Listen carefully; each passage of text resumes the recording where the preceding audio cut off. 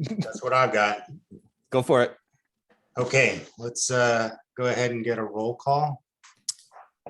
Mayor Rogers is absent. Stephanie Finley. Here.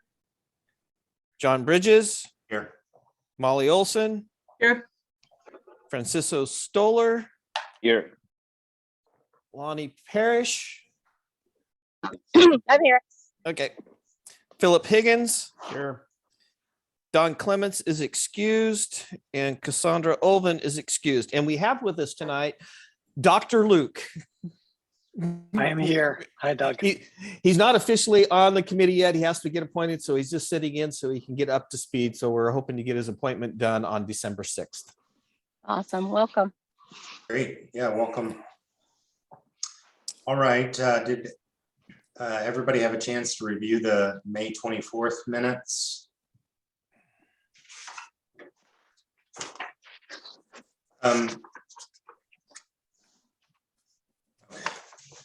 If you did and you think they look fine, then I would entertain a motion on approving our consent calendar. Chair, I would So love to moved. make a motion. Oh, so moved. I like that. Much shorter. Can I second? Yes. Excellent. All right. All those in favor, thumbs up or say yes. Aye. Yeah. Aye. All right. Any opposed? Looks like unanimous. So I was reading all these materials you sent out, Doug, and it almost looked like what this meeting is me saying, take it away, Doug. Thank you, Mr. Chair. So I did put together a PowerPoint. So I'm sure you all read your material, but I'll pull up a PowerPoint here and kind of go through where we're at. And so we're going to do a little tag team. Elaine's going to jump in when we get to the financial section of all of this. So we're here to talk about the revisions to the urban renewal plan on the reports. Next slide, Sue, please.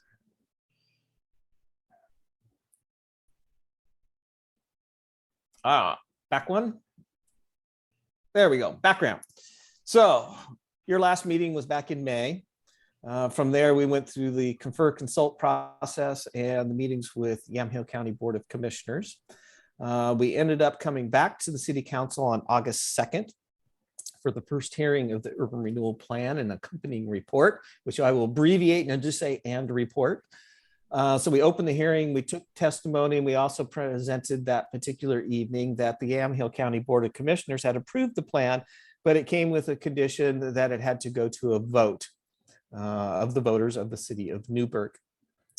At that same meeting, the council also considered and discussed a resolution to put the urban renewal plan on the November 2021 election cycle, and that was passed. Council then came back and reconsidered their resolution of August 2nd and decided not to go to a vote in November of 2021. And I'll kind of rephrase this, but it was basically look at all other possible alternatives. So next slide. So we looked at different alternatives and where it ended up was to revise the urban renewal plan on the report. The issue at hand, in part with the Yamhill County Board of Commissioners, is that we were including lands in the urban renewal district that were outside of the city limits, but within the urban growth boundary. And we talked a lot about that back as the committee was meeting and putting together the plan and the report. So in this proposal, we're actually going to remove lands that are not annexed to the city. In doing so, it does not require the County Board of Commissioners to approve the plan. They would be in the confer and consult role, as would other taxing districts. But when we talk about the excluding lands that are outside of the city, there were some processes that we were already underway, and that was annexations. And so we had a 5-property parcel that went through the process, went to Planning Commission for hearing, went to City Council for hearing. And City Council adopted the ordinance annexing those properties and applying the appropriate zoning to those. We had the second batch of annexations, and that was the mill site, as well as ODOT, the bypass. And so there were sections of the bypass between Chehalem Creek and Wilsonville Road that were not within the corporate limits of the city. And so we worked with ODOT and the mill site owner, Newberg, Oregon LLC, and they put together applications and submitted. So that is in process. It's been through the Planning Commission, and those annexations for the mill site and ODOT go to the City Council on Monday, December 6th. Next slide. So this is the area of that 5. So it's south of 14th Street and then on both sides of Waterfront Street. And so it's Baker Rock. There were a couple of properties owned by the city, the Stonebrinks and Tamara Goodell. They all submitted applications and went through that process. So that was the first batch of the annexations as part of the Riverfront Master Plan. Next slide.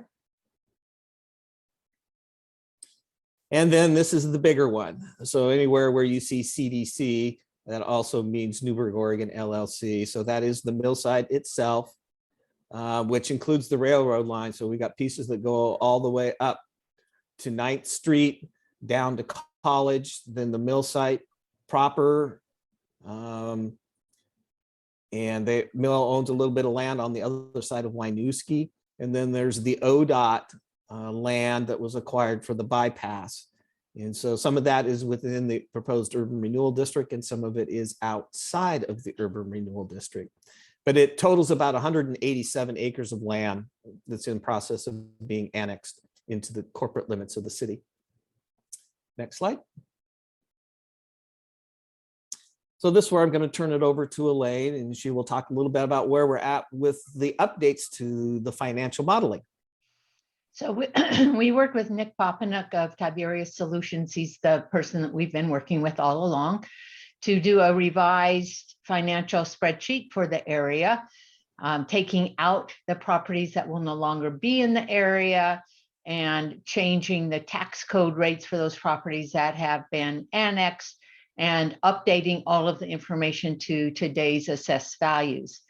So, and the other thing that we did was the city's tax rate actually increased last year. So we had to use that increased rate, which we didn't use prior to that. And then we made the recommendation on these financial analyses that we would go ahead and use that tax rate in the future, those projected increases. So, and I'll get to that more in just a minute. So the total tax increment financing over 30 years increased by 23.9 million from 123.2 to 147.1 million. That's because of the increased assessed value within the area and that increased tax rate for the city. The maximum indebtedness then increases from 19.6 million. Oh, that should be 91, I think, by 19.6 million from 106.4 million to 126 million. And the funding for projects in today's dollars then increased by 14.2 million from 56.1 to 70.3 million.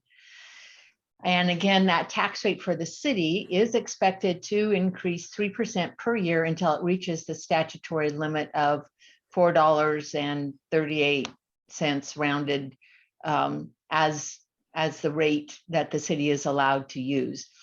So in discussions with Doug, we decided to go ahead and to use those expected increases in the rate, knowing that if for some reason the city doesn't increase that rate, our projections will be high. But we also know that we have that 30-year limitation on duration within the plan. So that helps offset any issues that the taxing districts would have on using a rate that might be higher than we actually will achieve. Next slide, please. So the aggregate TIF revenue is higher in the analysis because of the one-year delay of when the urban renewal area would be formed.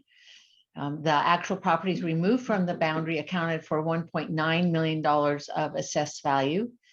The reduction in assessed value was offset by the increase in assessed value of other properties of a little over $9 million. So waiting a year actually gives you more capacity and more money to spend. It does, however, mean that if adopted, the first money is a year later than projected. So first money would come in fiscal year 2023-24. Next slide.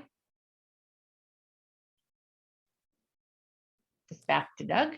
So these are the areas that will end up being outside of the urban renewal district boundary. So on the lower left would be the landfill, which is about 38 acres. There's a parcel that's adjacent to that to the west, and they chose not to annex. There are a couple of parcels up at the intersection of College Street and Weatherly Way. One of them has an older manufactured home on it, and the other one basically has some agricultural buildings, the horse riding arena. Rogers Landing is in the middle, and that would not be within the urban renewal district boundary. Up at the top right, there's a portion of a tax lot off of Winooski that half the property is in the city and the other half is out. They've chosen not to annex to the city. And then at the bottom right is land we just acquired from Westrock for future expansion of our water treatment plant.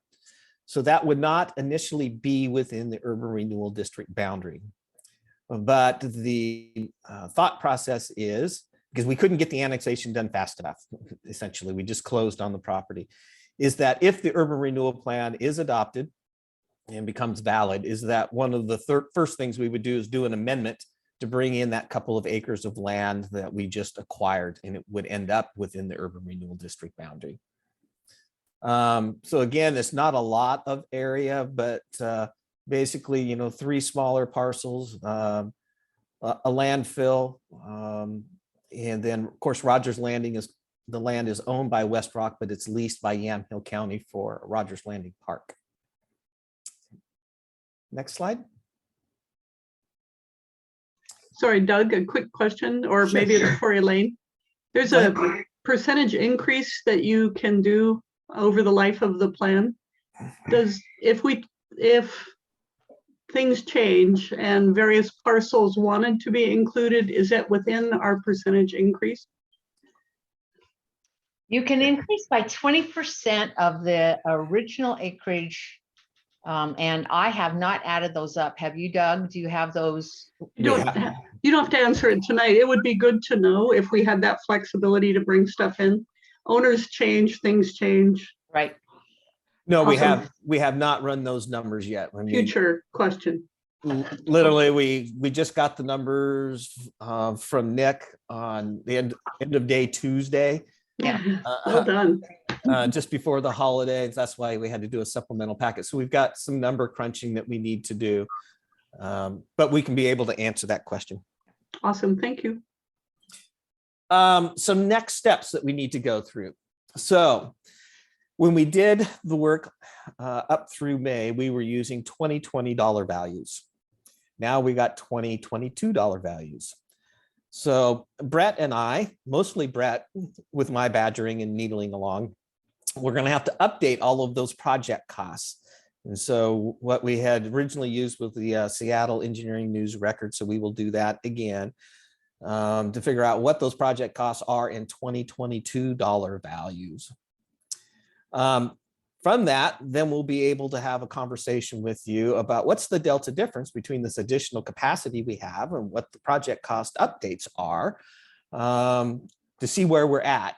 And that may lead us, and I'm thinking it will lead us to, we may have some additional capacity for some projects that were not included in the original version. But we don't know that, but we're going to be working on that here in the month of December. Next slide. So in doing that evaluation, we're going to go back to the hierarchy that this committee had established. But, first priority was that infrastructure that supports industrial development, then commercial development, then that mixed use development. So, that ground floor retail and residential above, then the multifamily development. And then last would be that single family development. So we're keeping all the methodology and the work that you had done, great work that you had done to get us up where we ended in May. Next slide. There will be some additional adjustments in project costs. I'll try to explain this. So the Esplanade to the west, by not having the landfill site in the urban renewal district boundary, that also means there's no Esplanade on that section. It's still in our transportation system plan. It just means it would be outside the urban renewal district boundary, so it would not be eligible for urban renewal funding. So we're going to have to back that cost out. That area that I was mentioning up at the intersection of Weatherly Way and College Street, that one property, that's where Blaine Street goes through. And so we're going to have to back out the cost for that section that goes across that property. But that project is also in the city's transportation system plan, and it is an SDC eligible project. So Molly, kind of your question, could we add that in the future? Theoretically, we could. But this gets back to some earlier conversations we had when we were putting the plan together about leveraging, urban renewal dollars and SDC dollars.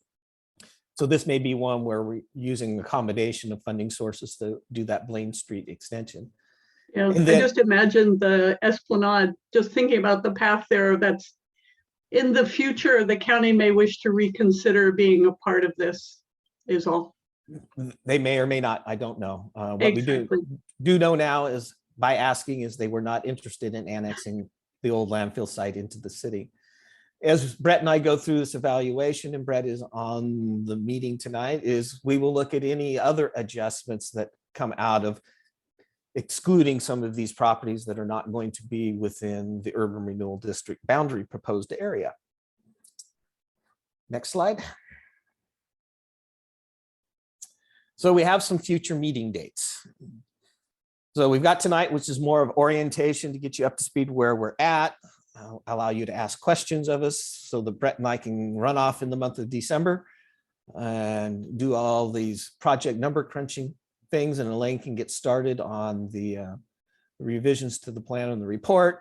We have our surveyor, our consultant is redoing the legal description boundary now, excluding those lands that will end up out of the proposed district boundary, but will include the mill site and the ODOT and the 5 properties that were just annexed. So we're looking at January 4th, which is a Tuesday, at 5:30, is to come back and we'll have the conversation about the projects.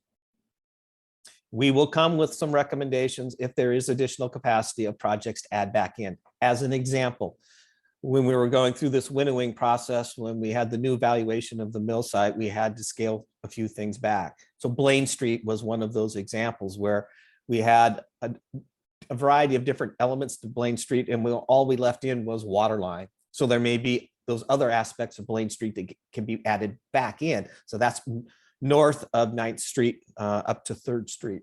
So that's just one example. Then we want to come back on January 25th, which again is a Tuesday at 5:30. And there we would present to you the revised final draft of the plan and the report. And that night we would be looking for your recommendation to the agency and to the city council. So same process we did last time. So one recommendation would be to the city council to adopt the urban renewal plan. If that's what your choice is. The other is the recommendation to the agency to start the confer consult process with the taxing districts.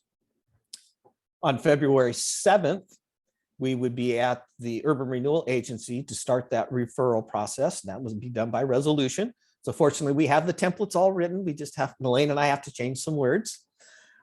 Then February 9th, we would start that 45-day confer process with the taxing districts, where again, Elaine and I would be meeting with the districts, giving the presentation.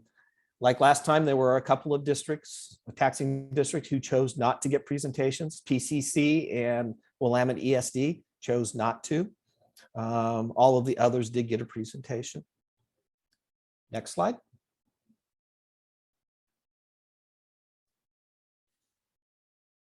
back one. There you go. Thanks, Sue.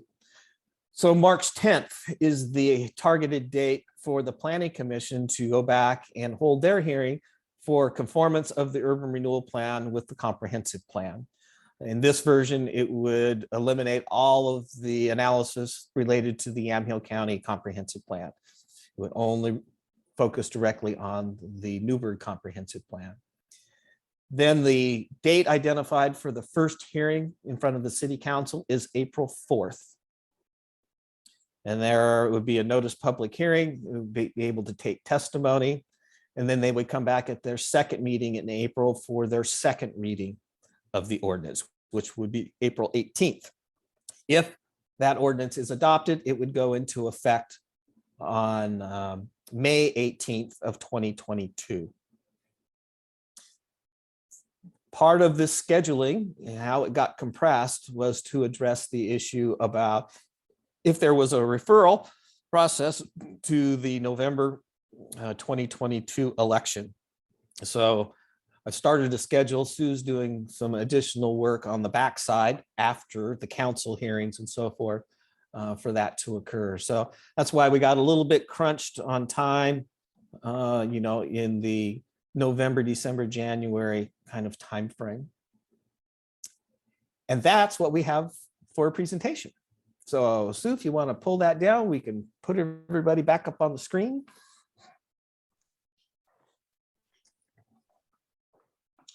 All right, does anybody have any questions?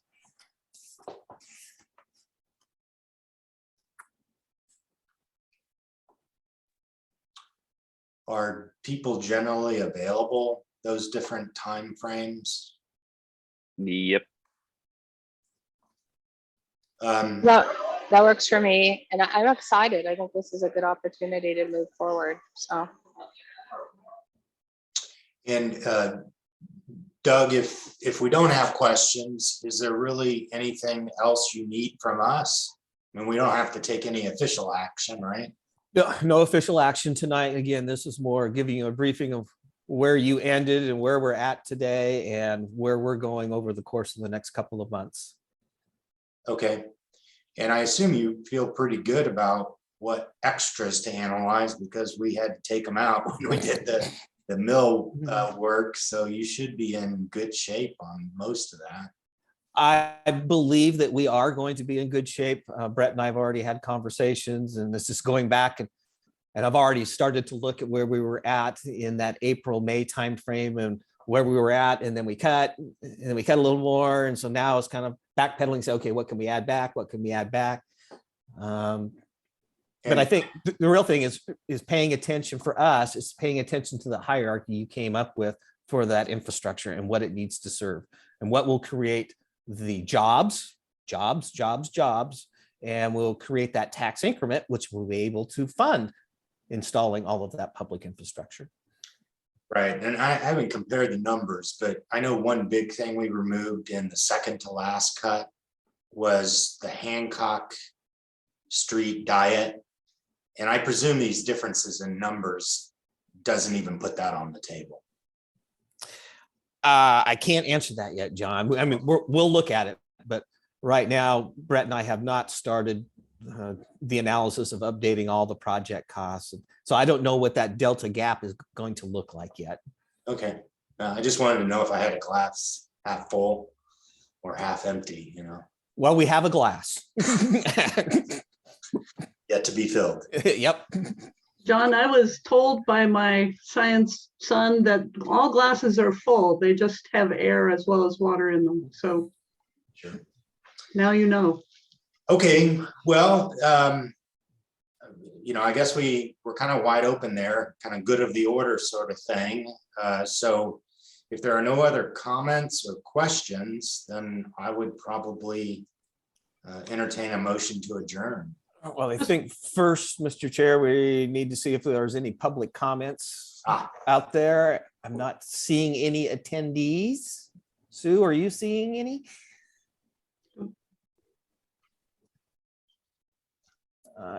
Don't see any attendees, so no public comments. Staff doesn't have any additional items, so is there any additional items from the committee members? just a thank you for the additional work. I'm so sorry it was necessary, but it sounds like it's a markup rather than a redo, so thank you. I guess I would say, as I mentioned earlier, for the school district, Luke has graciously stepped up to the plate with his full plate of many other activities. So we got him on the agenda in front of council on December 6th to get him officially appointed. So he will be able to actively participate and vote and so forth as we get into the January meetings. Right, and Doug and I would be happy to meet with you at any time to get you up to speed if you need to do that before that January meeting, so. Thank you for the offer. I'm a follower of City of Newberg on YouTube, so I've been watching all along this whole time. Great. All right, back to you, Mr. Chair. That's all I had. Okay, then I would just entertain a motion to adjourn. You want to try that so moved stuff, Molly? So moved stuff, John? All right. All right. I second. All those in favor? Aye. All right, everybody have a great evening. Thanks. Bye-bye. Take care.